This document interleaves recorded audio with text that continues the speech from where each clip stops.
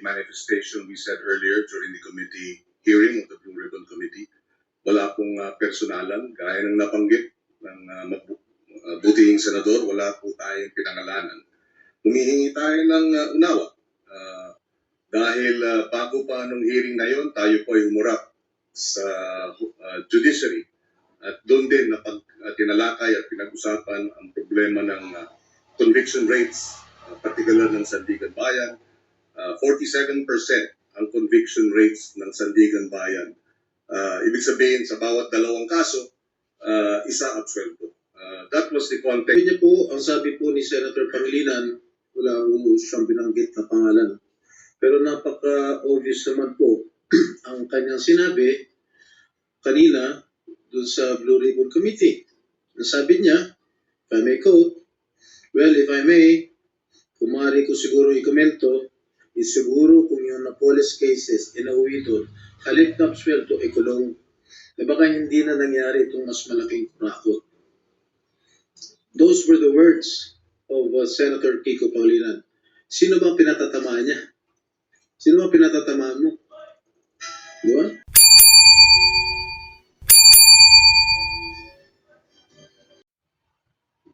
In good conscience, let the remarks made earlier by our colleague, Senator Francis Pangilinan, during the Blue Ribbon Committee pass without rebuttal.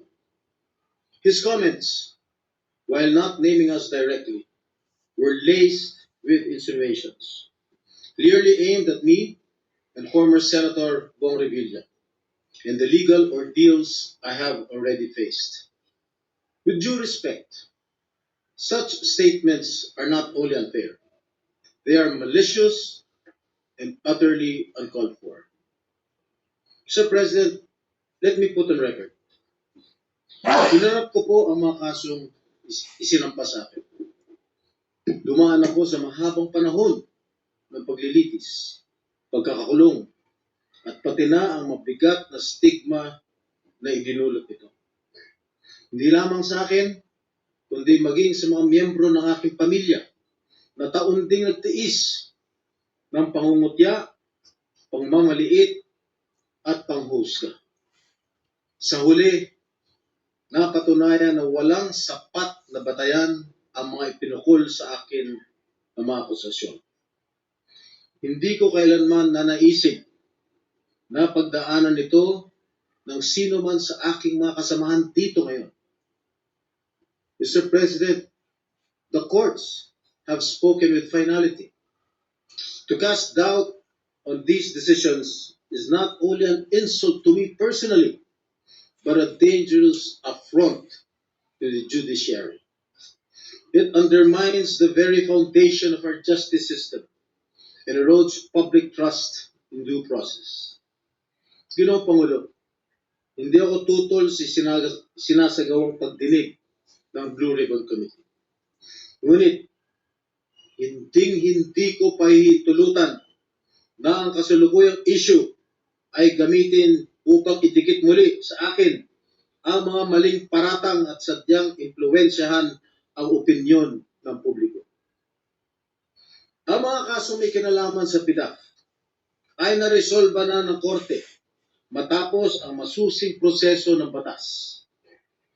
To insinuate otherwise is nothing less than an attempt to rewrite history and to malign the integrity of the judicial process.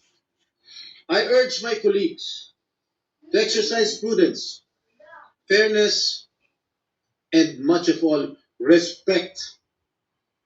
I too deserve to be heard and to defend myself, whether in this august chamber or before any court of law.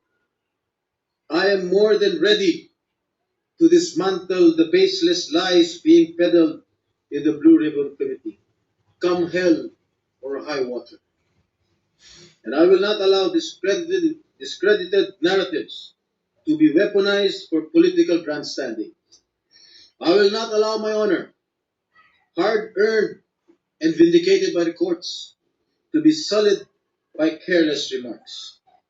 And I hope the Blue Ribbon Committee, will expunge from the record such malicious and unwarranted remarks that serve no purpose but to malign and mislead. Thank you, Mr. President. Thank you, Senator Sarat. Majority Leader. The committee will expunge from the record such malicious and unwarranted remarks that serve no purpose but to malign and mislead. Thank you, Mr. President. Thank you, Senator Sarat. Majority Leader. Senator Francis Pangilinan is recognized. Thank you, Mr. President. Just a very quick manifestation. For the record, there was no intention of maligning any individual in the manifestation we said earlier during the committee hearing of the Blue Ribbon Committee. Wala pong personalan, gaya ng nabanggit ng butihing senador, wala po tayong pinangalanan. Humihingi tayo ng unawa. Dahil bago pa nung hearing na yon, tayo po ay humurap sa judiciary. At doon din tinalakay at pinag-usapan ang problema ng conviction rates, particular ng Sandigan Bayan. 47% ang conviction rates ng Sandigan Bayan. Ibig sabihin, sa bawat dalawang kaso, isa absuelto. That was the context, Mr. President, of our manifestation earlier. There was no intention of maligning any senator with that manifestation. For the record, Mr. President, and again, humihingi tayo ng unawa kay Senator Jinggoy Estrada. Wala pong personalan yung ating earlier manifestation. I hope he will understand. Thank you, Senator Francis Pangilinan. President. Yes, you may respond. Ang sabi po ni Senator Pangilinan, wala po siyang binanggit na pangalan. Pero napaka-obvious naman po ang kanyang sinabi kanina dun sa Blue Ribbon Committee.